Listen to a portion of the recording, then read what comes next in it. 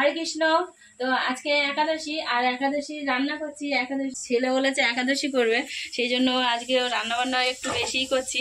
এদিকে গাজর আলু ভাজছি, এটা হয়ে গেছে, একটু সাবু দিয়ে ফ্রাই করব। আলু ভেজেছি, এটা বাদাম দিয়ে আলু ভেজেছি, একটু কাঁচা লঙ্কা দিয়ে। এটা আলু সিদ্ধ করে রেখেছি, এটা হচ্ছে স্যালাড বানাবো। আর এটা পেঁপে কেটে রেখেছি, পেঁপে আলু তরকারি বানাবো। আর বাদাম ভেজে রেখেছি, এটা হচ্ছে মানে সাবুর পকোড়াতে দেবো, সাবু ফ্রাইতে দেবো, আর হচ্ছে বাদামের স্যালাডে করব, সেটাতে দেবো। তো এখন রান্না বান্না করছি, এরপরে আর পুরো কমপ্লিট করে তারপরে আবার দেখাবো। বাদামটা ছাড়িয়ে নিয়েছি, কিছুটা বাদাম এতে দিয়ে দেবো, একটু কাঁচা লঙ্কা দিয়ে দেবো, একটু জিরের গুঁড়ো দিচ্ছি।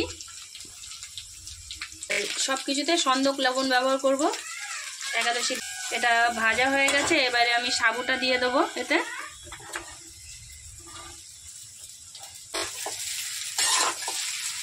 এই সাবু ফ্রাইটা বেশি সময় লাগে না, মানে অল্প একটু 2-4 মিনিট নাড়াচাড়া করলে হয়ে যায়। তারপরে এতে আমি একটু মিষ্টি দিয়ে দেবো, চিনি ছড়িয়ে দেবো।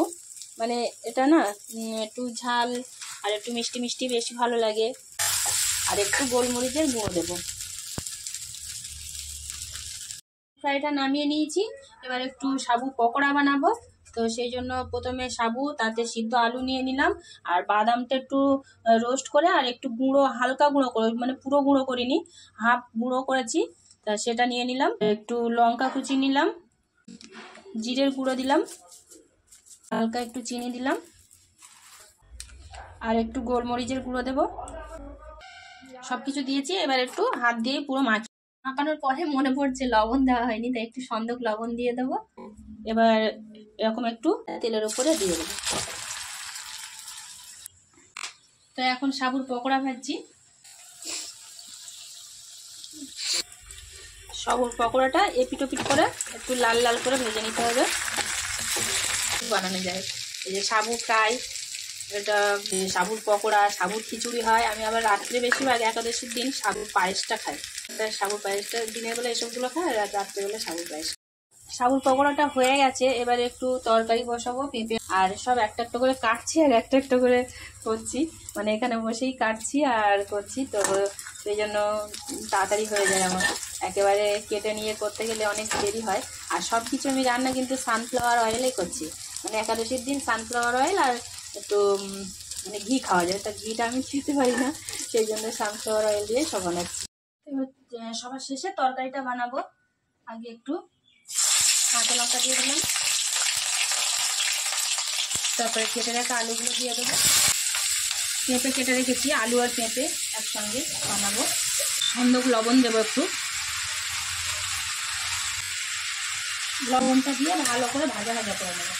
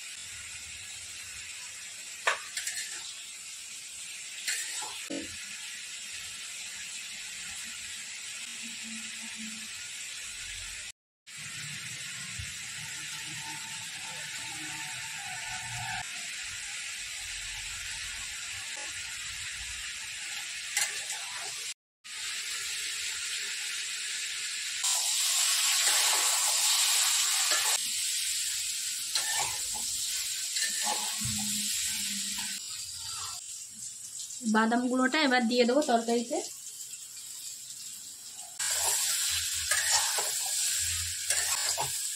একটু জিরের গুঁড়ো দিয়ে দেবো। তরকারি কষানো হয়ে গেছে, এবার জল ঢেলে দিয়ে দেবো। সব তো রান্না হয়ে গেছে, তরকারিটা সিদ্ধ হতে থাকলো। আর এবার আমি বাদামের স্যালাড বানাবো। তো প্রথমে শসা কেটে নিয়েছি, এই শসাটা নিয়ে নেবো। এখানে আলু সিদ্ধ করে রেখেছি ছোট ছোট করে, লঙ্কা কুচি করে রেখেছি, এটা নিয়ে নেবো। আর ভেজে রেখেছি বাদাম, এটা আবার একটু ছাড়িয়ে নেব। তো বাদামটা ছাড়িয়ে নিয়েছি, এবার এটা স্যালাডে দেবো।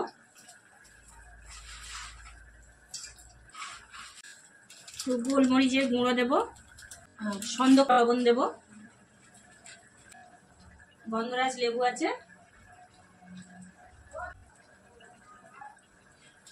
যে মাখিয়ে নেব, ব্যাস মিটে যাবে। আলু সিদ্ধ হয়ে গেছে, মানে তরকারিটা এবার একটু ভালো করে মাখা মাখা করে নামিয়ে নেব। একটু মিষ্টি দিয়ে দেবো, চিনি দিয়ে দেবো। তো আমার রান্নাবান্না, একাদশী রান্নাবান্না হয়ে গেছে। আর আজকে একাদশীতে কি কি রান্না করেছি সেটা কমপ্লিট হয়ে গিয়ে তরকারিটা হয়ে গেছে, এখন নামাইনি পড়ছে। পেঁপে আলুর রসা করেছি, আর ফ্রাই করেছি, সাবুর পকোড়া আর বাদাম দিয়ে আলু ভাজা করেছি, আর এটা বাদামের স্যালাড, শসা দিয়ে আলু দিয়ে বাদামের স্যালাড বানিয়েছি। এই হচ্ছে আজকে একাদশী রান্নাবান্না। এই হলো একাদশী রান্নাবান্না। তো আপনারা একাদশীতে কি কি খান, সবাই কে কি খান একটু জানাবেন অবশ্যই কমেন্টে। এখনকার মতো রাধে রাধে। আগে ছেলে আর ওর বাবাকে দিয়েছি খেতে, প্রসাদটা দিয়েছি আর সব রকম দিয়েছি। তারপর আমি, ছেলে আর ওর বাবা খেয়ে চলে গেছে, শুশ্রুতে গেছে, ছেলের চোখ দেখাবে। আর আজকে ভাত করিনি, এইসব খেয়েই চলে গেছে ওরা দুজন। আমার ছেলে বলে আমি খাবো না ভাত, লঙ্কা টঙ্কা বেচে দিলাম, ও তো লঙ্কা টঙ্কা খায় না, বেচে দিলাম আর আমি নিয়েছি। আর আমরা ছাদে বসেছি, মানে ছাদে রোদ্দুর কম আছে, আর এখন আর ছেলে মেয়ে স্কুল নেই বলে আজকে তাড়াতাড়ি খেতেও পাচ্ছি। আর এমনি 12টার পরে তারপর প্রসাদটা খাই। তো প্রথমে আগে এই ভোগ দিয়েছিলাম, কলা, খেজুর, মিশ্রি, সেটা আগে খাবো, তারপরে জল খাবো। খেয়ে তারপরে আমরা দুজন ছাদে বসেছি, আর আমি আর আমার মেয়ে, ওদের তো খাওয়া হয়ে গেছে, এবার আমরা দুজন খাবো।